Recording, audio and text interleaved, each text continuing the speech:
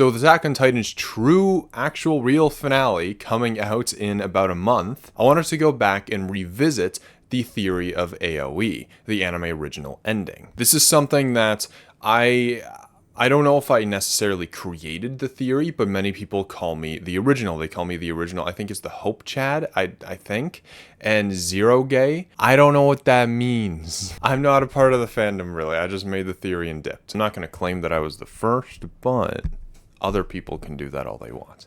But I wanted to go back and revisit it in a couple ways. I wanted to, one, not only just re-explain the theory for everybody, two, talk about like the community and what they feel about the theory, because there is a huge backlash against this. And three, I wanted to really talk about what it means if this were to be true in terms of writing. What would it mean if this is an anime original ending, but canon, right? I'm not saying AoE as in it's just going to throw away the manga ending. The theory goes that it is the third timeline. And so let's just talk about the theory, go over it again in chronological order. It may take a while, even still. I'm going to try and rush through it, but it's a long theory. Basically, the first timeline, or the first known timeline, is where Eren and Mikasa kind of just run away from Marley. They do not participate in, I believe they're like infiltrating it, kind of just getting information. They go to Marley for the first time, and Eren is like, yo, let's not do that. Let's not participate in the war. Let's me and you just run away and live free together.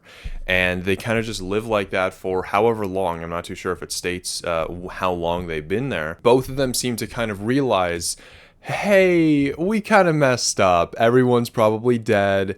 That's not a good thing. And collectively, it seems like that they both came to the conclusion that they should probably fix things. And so what she does is Mikasa goes to Eren where he's sitting, and she, touches his face and says, "I'll see you later, Eren." And she says the line.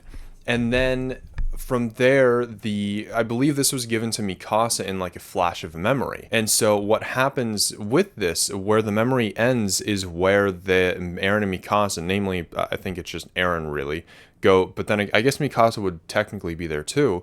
They go into the past to manipulate things, much like how Eren and Zeke did. And so obviously, some people are going to say, what are you talking about? That doesn't make any sense. Eren has to touch someone with royal blood in order to do any of that, like founding Titan stuff. Or is it Attack Titan powers? I don't know. It's kind of like a bit of both.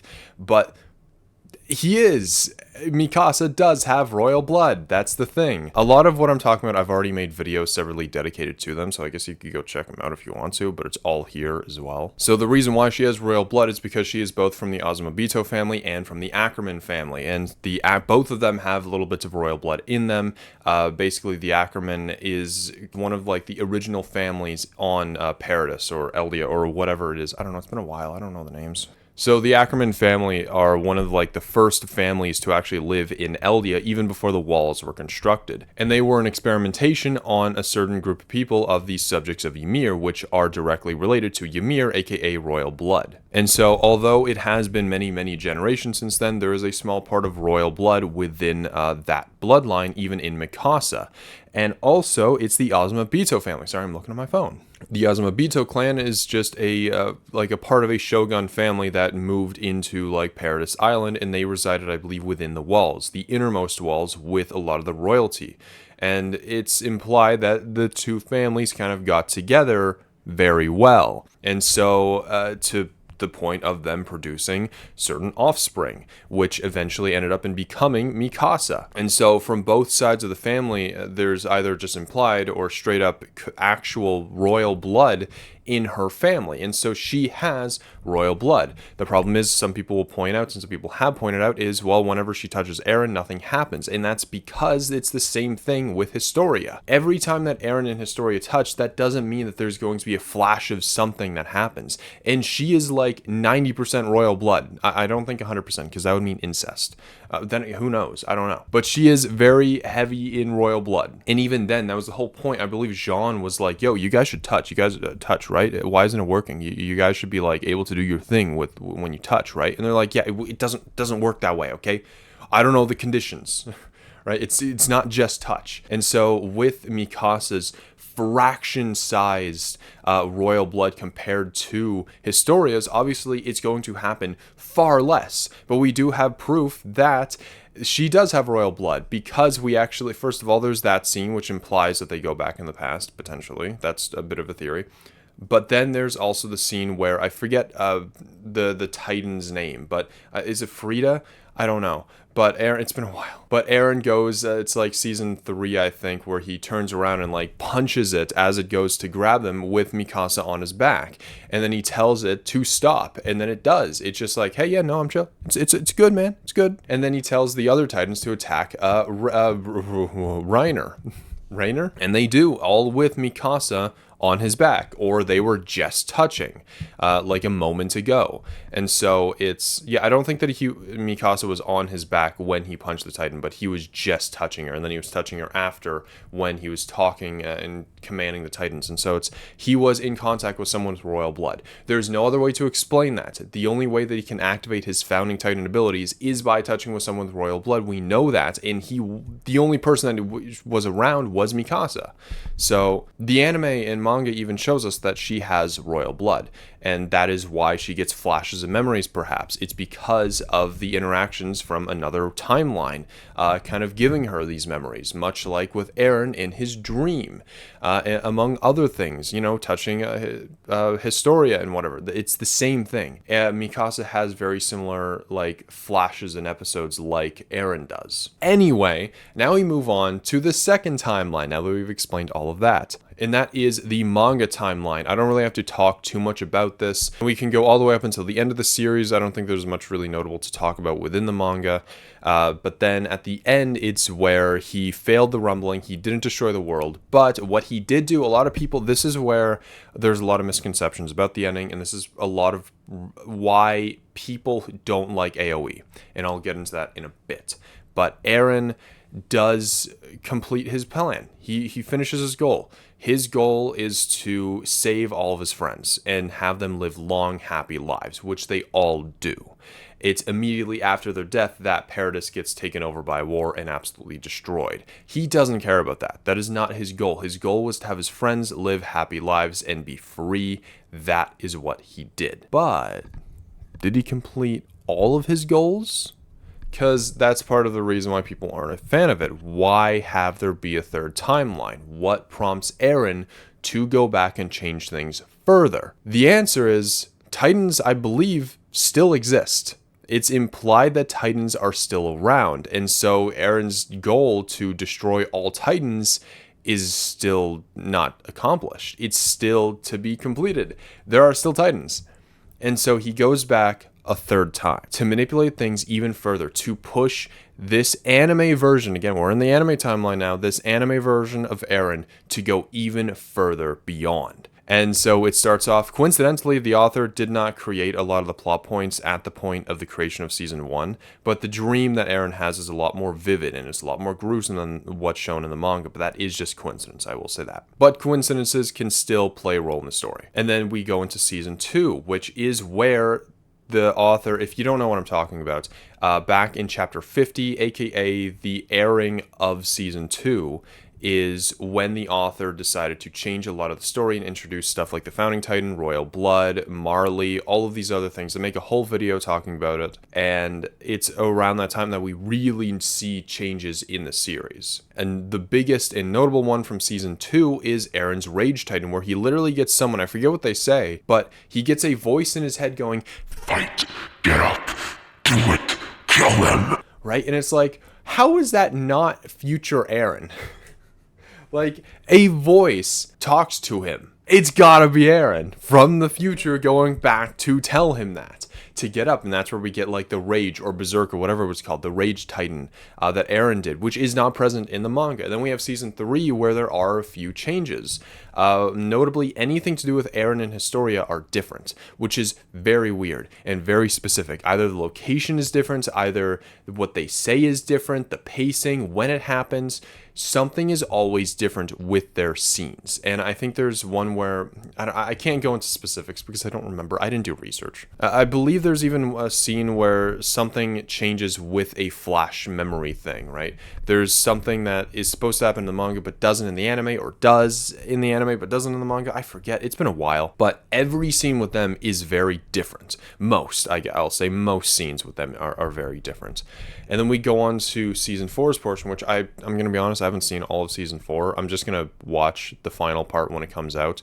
I don't think I've seen parts 2 or 3, but people have said that a lot of it is different now. There are actual changes, but I've even noticed a change when it comes to more Historia stuff. Historia and the farmer. I know, the farmer. It's an annoying topic, but the farmer is interesting because in the manga, she and the farmer have a baby together. But in the anime, I'm not too sure if that's going to be the case because there's a scene that is interestingly cut out. There's in the manga and in the anime, there's like a compilation that we get of Historia and the farmer, just like how the entire thing starts, right? And then we see her with the pregnant belly, him watching over her. There's another scene where they're in the barn, and then there's a third scene where there's Eren outside of the barn looking at them. I believe those are like the 3 main images that we get. The anime skips that one. Specifically, that Eren one. The one where Eren is involved in the scene, the anime skips that for some reason. It's interesting. And I believe it's in the anime or in the manga, in one of them, he's pressuring her so much more. I think it's in the anime. He is really gaslighting her so much more in the anime. And all of this is to say that I think that he kind of manipulated her emotionally and gaslit her to the point where it's like, yeah, you're going to have my baby. And there is actual implications for that. And it's not just because I like Eren and Historia, because that's not the point. We'll get into that in a sec, because that is a thing that needs to be discussed. And so now here we have me predicting kind of what the changes would look like moving forward. So basically everything would remain up to the same. Maybe something would be different with Mikasa. I don't know. Her visions. We'll probably see the See You Later Eren scene again just to see it, because we know that we're going to see the scene. But things will change when she goes to kill and cut Eren's head off. She cuts his head off and she kisses him and everything, but it's revealed that he's not actually there, right? All the Titans and everything, they collapse and, turn into dust just like normal. And everybody's like, oh boy, we did it. We beat Eren. Let's go. Why is there like a line of dust in the background there? And they notice that there's some kind of like string, essentially, of like dust being like formed, I guess, in the distance leading back to Paradis. And that's where someone points out, it's like, probably Armin, he's using the power of the Warhammer Titan. He was back in Eldia the entire time. And everybody's just like, I think they would just sit in defeat. They would be just devastated. Mikasa would be like, oh my god. Oh, thank God I didn't kill him. Oh my God, I'm so happy, right? She'd probably be a little bit relieved, I'm not going to lie. But everybody else is like, no, oh no. But there's nothing they can do at this point. The Eren won. They can either... They're stuck. They have nothing to do. He checkmated them. And so what we would see is a scene of Eren kind of melting from the crystal. He walks over to Historia, who is just giving birth, and then he picks up the baby, who again is royal blood, although he could just touch Historia. But the point of having a baby specifically is he goes into the paths with the baby, presents it to Ymir, and he goes, do you want to be free? I'll give you another life, another chance. You can be with a family that loves you and respects you. Be free with me. Ymir. I forgot her name. And it's like, be my baby. And so he asked, I think that he would allow her to become the baby. How would that make sense? How does that happen? I don't know. It's a dimension where she creates a bunch of sandcastles that become giant monsters that destroy the world in another dimension. Don't tell me that this doesn't make sense. Who cares, right? This can happen for all I care. And so from there, that's where, Ymir is freed. She's out of the paths. She's within the baby. She's going to be given a better life and she will be free. And this is where Eren presumably, I don't know, either they work together, right? Him and Ymir before he sends her into the baby, or it's just afterwards. But I think that he would be the one to rebuild the Titans himself by hand. He would create what he wants to destroy. In a way, he's creating in order to destroy. And so he recreates all of the Titans, which take which takes however long to do. But he spends his time in the past taking however long to do it and creates all the wall titans again and recreates them to finish the rumbling and destroy the world. That's potentially what he does, although we know, and he should know, that he doesn't need to do that. Whether or not the rumbling will continue or not, I don't think it quite matters. I think for an impactful scene, to see the titans rise again would be really interesting. That would be such a really cool scene, but at the same time, the rumbling doesn't need to be 100% completed. He does not have to destroy the world 100%. But if he wants to give Ymir a full and happy life, he needs to extend the war, which means that he has to continue the rumbling even more. But if he doesn't really care about that, and Ymir can die when she's like a teen, I guess, or an adult, I don't know if he cares about that. Because at that point in the war, she would be an adult, still alive as it happens. But so it would probably make sense if he did continue the rumbling, but I think that's neither here nor there. It could happen, it might not happen. But that is kind of just AoE in a nutshell. That took me 24 minutes to record. I wanted it to be a quick explanation, but here we are in an actual full video length video. And we're not even done. But that's AoE. I like the idea. I think that in terms of storytelling and writing, I think it's fantastic.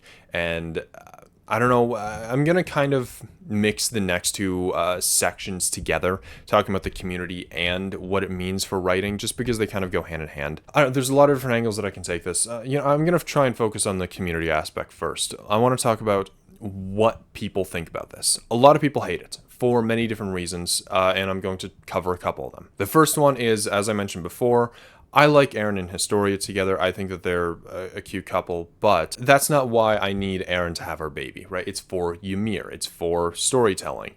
But also, if we're talking about ships, right, if that's something that's important to you, if you think about it, you have the first timeline where Eren and Historia do end up together. And then the second timeline where no one really ends up together, the manga timeline. And then we have the anime timeline where it's technically Eren and Historia are together. Although I could see him just going back to Mikasa anyway.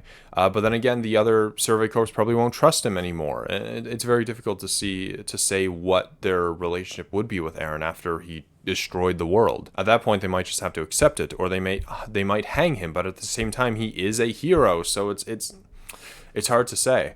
But the point is, everyone wins. There is a timeline for everyone. For anyone who doesn't like Eren ending up with anyone, there's the manga. For anyone who likes Eren and Historia, that's the anime. For people who like Mikasa, you kind of get gypped in the end, but you technically do get that little scene of see you later. You get the see you later. That is your part, right?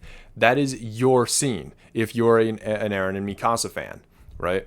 That belongs to you. And so in terms of shipping, everyone's happy at the end of the day. But now in terms of AoE stuff, just an anime original ending. This does not overwrite the manga. This is a continuation of the manga. The anime is a sequel to the manga. That is what the idea is. It isn't just, it's different, right? Different for the sake of being different. That is not what this is. This isn't a Tokyo Ghoul situation where they just change a whole bunch of stuff in the anime for no reason. This is a part of the story. This is a continuation of the story. This is Eren not completing his goal, because that's a lot of what people argue this for, is because Eren completed his goal, they say.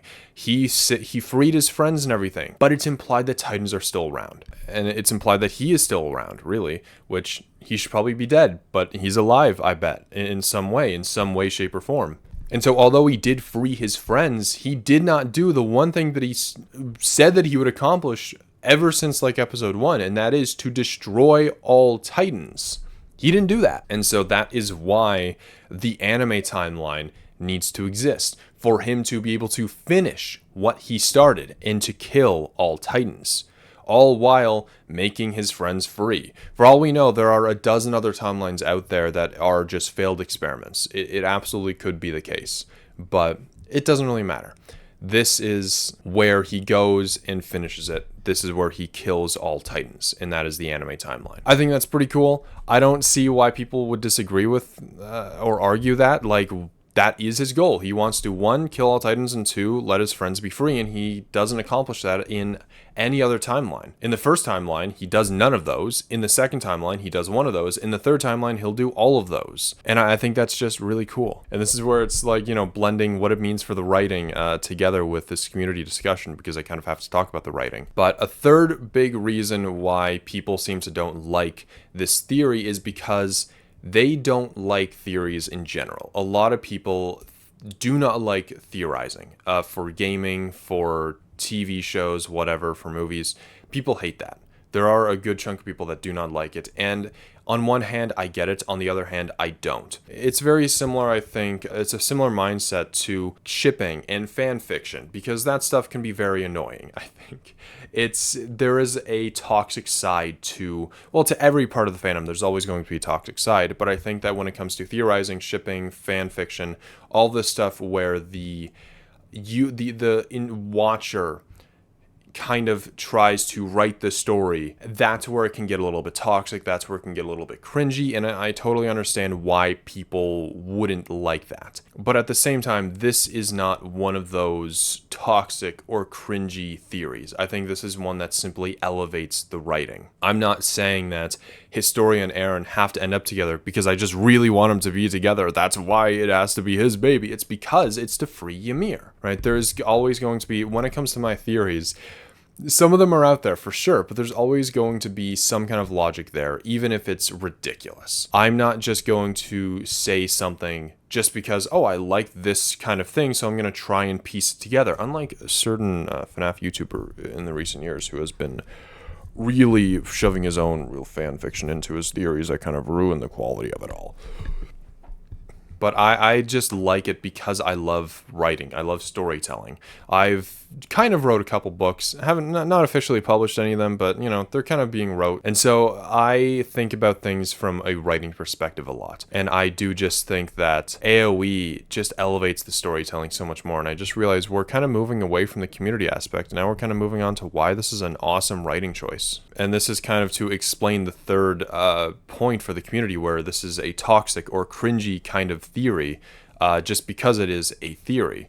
But it's based on more than just, hey, I think that blah, blah, blah should be this. It's based on the fact that this is just such a brilliant writing, if this is true. That is what this is based off of. Think about it. So back in, season 2 was 2014, I think, something around there. That's chapter 50. That is where Isayama changed a lot of stuff for his story, for Attack on Titan. That's where he added a lot of the more whimsical and fantasy elements to it, which I do think completely ruined the entire series, in my opinion. I wish there was no royal blood, paths, founding titan, all that crap. A hot take, I hate it.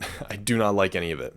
It's very similar with The Promised Neverland. It's a series grounded in somewhat reality that just throws different dimensions, gods, and magic in there. And it's like, why are you doing this? But this is what happened.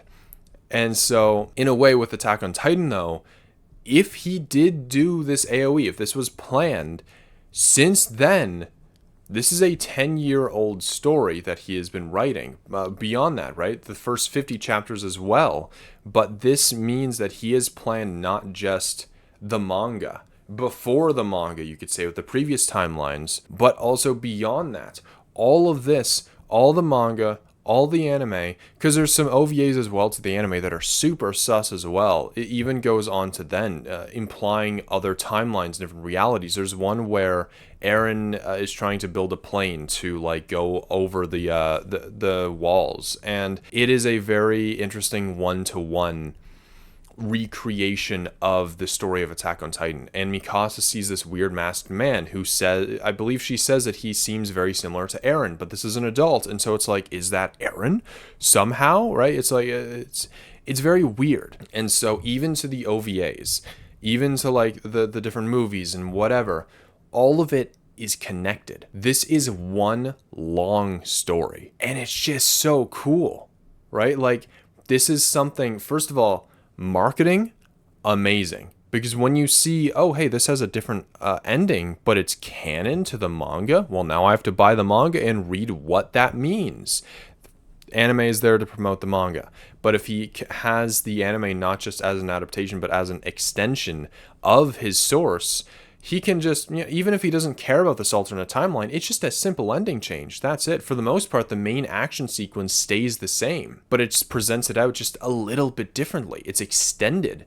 It's not taking away anything. But the fact that he's able to create this giant story with multiple timelines, with the most fascinating form of time travel I've ever seen in fiction, all of this together with being able to orchestrate the anime into it as well, crafting this without us even noticing, is insane. And it all comes together. All this foreshadowing from over a decade's worth of material comes together all in one scene when Eren is revealed to be at Paradis. That all clicks for people. And I think that that's just really cool. The fact that he's able to create such an elaborate story with so much foreshadowing is amazing. Not many writers can do that. And in such a way, I don't think it's possible for most, right? The only other kind of story that I can think of that rivals that kind of foreshadowing and writing is One Piece. Say what you want about One Piece, but its world building and foreshadowing is absolutely there. That is one thing that you have to give it credit for. And same with Mushoku Tensei. Obviously, I'm a Mushoku Tensei channel. I'm going to,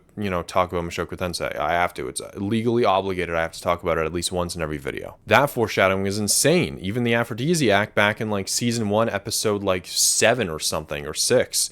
That came back just now in season 2, episode 12 or 13, whatever it was. I don't care. But it doesn't sound as impressive with the anime, but when we're talking about the books, that's, I believe, in book 9, a reference back to something one small tiny scene that happened in book 2. That is the kind of foreshadowing that we get, and that's for a simple aphrodisiac bottle, and it's insane. I'm sorry, I'm gushing about Mushoku Tensei. I have to talk about Attack on Titan. Back to Attack on Titan. We're about to wrap things up anyway. So, I think that it is fantastic. It is insane storytelling. The fact that he's able to create this extremely long story and it makes sense and it's so elaborately done and it's amazing. Do you want a story that just ends at the manga, or do you want a story that continues on through the anime? The anime ending is canon. The manga ending is canon. Technically, that one chapter flashback, see you later, is a canon ending. All of it is canon. It's just, do you want to count the other timelines, right? In a way, you can kind of choose your own ending. But this is the true ending where he does kill all Titans. Isn't that going to be satisfying? When he kills all Titans? We don't see that, really. We don't get to see that. He doesn't kill the Titans. So I don't know. I think that the theory's cool. I don't think it's toxic. I don't think it's necessarily cringy. It's not saying the manga ending is bad. It's explaining why it should happen, because the manga ending, it's not finished. He doesn't kill all Titans. So it makes sense why he has to continue and push forward. It's not retconning anything. It's not saying, again, the manga ending is fine. It's not bad. I think that it's really interesting. And I really want to I shouldn't tack this on at the end of the goddamn video, but I hate the negativity in Attack on Titan. The fandom is so unbelievably toxic. I want to say more so than most other fandoms, but I don't know if that's true. But there are videos that I've made that kind of like tease the viewer in a way. There's Eren versus Zeke. Which plan is better?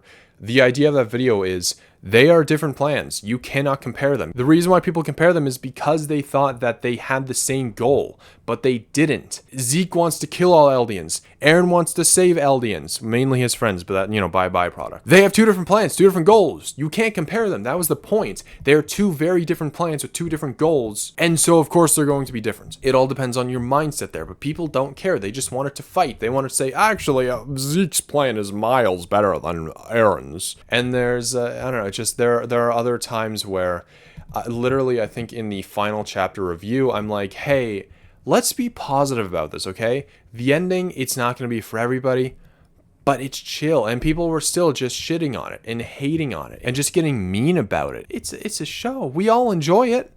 We all do. People who like AoE and people who dislike AoE, they're all still fans of Attack on Titan in some way. That's why they're talking about it. AoE fans want to continue the story. They look at that little tiny plot hole of Eren not killing all Titans, and they want to elevate the storytelling.